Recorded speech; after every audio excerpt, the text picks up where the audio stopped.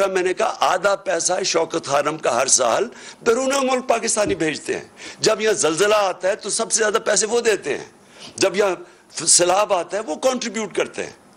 تو یہ election commission تقریباً یہ کہہ رہا ہے کہ اوورسیز پاکستانی جب آپ کو پیسے دیں گے تو یہ ہو جائے گا فورن فنڈنگ.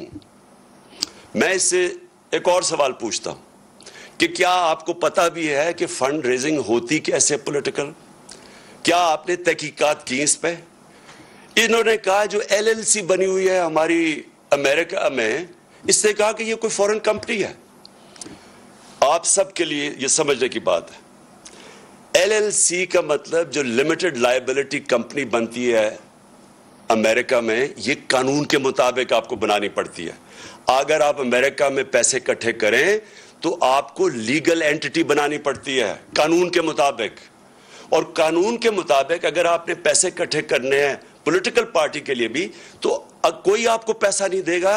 امریکہ میں لوگ پیسہ نہیں دیتے جب تک ان کو یہ نہ پتا ہو کہ وہ لیگل اینٹی ہے. شوکت خانم کے لیے میں جب پیسہ اکٹھا کرتا ہوں انگلینڈ سے اور امریکہ سے, تو ہمارا IKCA رجسٹرڈ چیریٹی ہے. لوگ اس کو پیسہ دیتے ہیں, وہ ڈائریکٹ پیسہ ہمارے پاس نہیں بھیجتے, وہ پہلے ادھر پیسہ دیتے ہیں, ادھر سے پیسہ آتا ہے. اسی طرح جو پاکستانی LLC کو پیسہ دیتے ہیں وہ ہمارے پاس آتا ہے. تو یہ فورن فنڈنگ نہیں ہے. فورن فنڈنگ ہے کیا؟